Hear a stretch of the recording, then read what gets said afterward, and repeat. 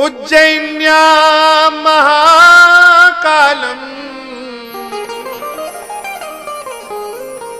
हम सबके सौभाग्य को वर्धन करने वाले मध्य प्रदेश की उज्जैनी में विराजमान भगवान महाकालेश्वर तीसरा ज्योतिर्लिंग है।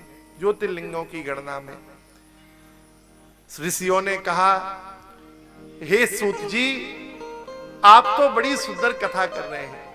महादेव ने जो जो चरित्र जहां जहां कहे हैं हम पे कृपा करके सुनाइए। उसमें विशेष रूप से सुनाइए कि भगवान उज्जैन में कैसे बसे। उज्जैन को छोटी काशी कहा गया शास्त्रों में। हमारे यहां 7 पुरियां हैं मोक्षदायक। अयोध्या, मथुरा, काशी, कांची, अवंतिका, पुरी, मायावतीश्चैव सप्तेते मोक्षदायका। पुरी द्वारावतीश्चैव। अयोध्या, मथुरा, काशी, कांची, अवंतिका, द्वारिका, ये 7 पुरियां हैं हमारे यहां। और ये 7 पुरियों में निवास करने वाले को मुक्ति मिलती है। सप्तेते मोक्षदायका। महाराज, तस्मात् त्वं ही विशेषेण कृपां कृत्वा तुलां प्रभो ज्योतिर्लिंगम तृतीयम च कथय त्वं ही नोधुना। महाराज बताइए, तीसरे ज्योतिर्लिंग के रूप में भगवान महाकाल कैसे प्रकट हुए। सूत जी बोले, धन्योहम कृतकृत्योहम श्रीमतां भवतां यदि। मैं धन्य हो गया, ऋषियों कृतकृत्य हो गया। क्यों? कहा, गतस्य संगमम विप्रा धन्या वै साधु संगति। साधुओं की संगति जो सत्संग है वह प्राप्त हुई है मुझे, मैं धन्य हूं। आहा, आप जैसे प्रेमी सुनने वाले मिले, मैं धन्य हूं। हे ऋषियों, बहुत ध्यान से सुनना। भगवान शिव की बड़ी प्रसिद्ध नगरी है उज्जैनी।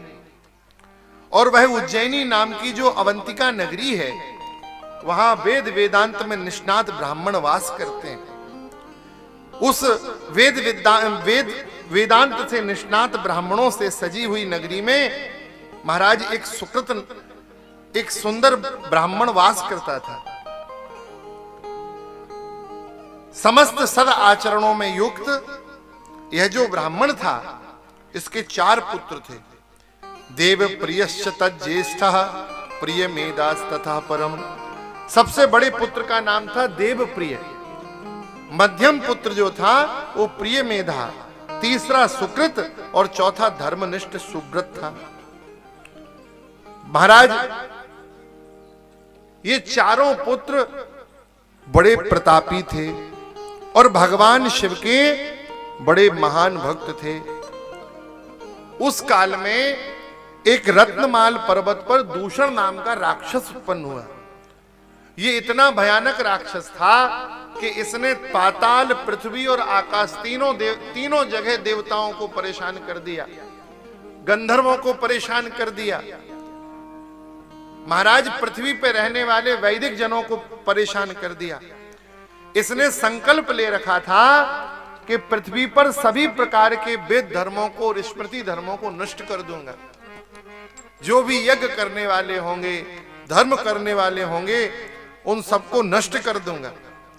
और सब जगह यज्ञ आदि परंपराओं को नष्ट करते करते करते इसकी दृष्टि उज्जैनी पे आई। ये उज्जैन पधारा। महाराज, जब ये उज्जैन आया तो इसने देखा उज्जैन में तो सारे ब्राह्मण भगवान शिव के बड़े भक्त हैं। विप्रद्रोही इस महाखल दैत्रेंद्र ने 4 राक्षसों को भेजा के जाओ और जाकर जो भी शिव पूजा करते हैं इन सबको शिव पूजा से विरत कर दो। इनको मेरी सूचना सुना दो कि यदि जीवित रहना चाहते हैं तो शंकर की पूजा करना छोड़ दें। महाराज, वो दोनों आए, चारों उसके सेनापति आए। और उन चारों सेनापतियों ने पूरा विस्तार से चरित्र श्रवण कराया। उन्होंने कहा कि यदि तुम जीवित रहना चाहते हो तो देखो ये हठ धर्मिता छोड़ दो, यदि तुम चाहते हो कि तुम्हें दुख ना हो तो भगवान शिव की उपासना छोड़ दो। तब तो ब्राह्मणों ने उन राक्षसों से कहा, श्रूयताम विद्यते नैव बलम दुष्ट भयावहम। हे दुष्टों, आप सबके पास इतना सैन्य बल नहीं है कि आप हमको भयभीत कर सकें। हमारे आप शस्त्र के जानकार होंगे, लेकिन हम शास्त्र में मर्मज्ञ हैं, शास्त्र में निष्णात हैं। और हमको भय किस बात का, जब साक्षात भगवान शिव हमारी रक्षा कर रहे हैं, वह असुरों को नष्ट करने वाले हैं, वह हमारी रक्षा करेंगे, हमको किसी प्रकार का कोई भय नहीं है। जब ब्राह्मणों ने भगवान शिव की भक्ति परक बातें कही तो इन दुष्टों को महाराज इतना बुरा लगा। इन्होंने खड़ग हाथ में लिए और उन पूजा करते हुए ब्राह्मणों की गर्दनों को काटना चाहा। देखो, संसार में सब काम करना, लेकिन कोई पूजा कर रहा हो, कोई यज्ञ पे बैठा हो तो उसे उठाने का प्रयास कभी मत करना। थोड़ा प्रयास कर लेना, रुक जाना। लेकिन कोई भगवान की सेवा में हो तो प्रयास करना हमारे कारण वो अपनी सेवा से विरत ना हो। थोड़ी प्रतीक्षा कर लेना, लेकिन सेवा पूरी करने देना। महाराज इन ब्राह्मणों के ऊपर जैसे ही खड़ग उठा के प्रहार करना चाहा, तब तो उन दुष्टों को मारने वाले भगवान एक महान स्वर हुआ और देखते ही देखते पृथ्वी में बहुत बड़ा गड्ढा हो गया। सबने देखा कि एकदम पृथ्वी में गड्ढा, एक बड़ा ज्योति पुंज आकाश से आया और जैसे बिजली नहीं गिर जाती, ऐसे महाराज एक गोलाकार गड्ढा हो गया पृथ्वी में। सारे देव ब्राह्मणों ने देखा और देख के क्या देखा कि उस गड्ढे से ही भगवान प्रकट हो गए, बड़े विकराल रूप में प्रकट हुए। विकट रूप था उनका। महाराज त्रिलोक में थर थर कांपना, तीनों लोग कांपने लगे और भगवान महाकाल का प्राकट्य हो गया। बोलो महाकालेश्वर भगवान की जय। महाकाल को कुछ नहीं करना पड़ा, संकल्प मात्र से ही दैत्य समाप्त हो गया। केवल संकल्प भर किया, उतने में ही दैत्य समाप्त हो गया। महाकाल प्रभु, उनका क्रोध शांत नहीं हो रहा था। तब ब्राह्मणों ने हाथ जोड़ के भगवान शिव की उपासना की।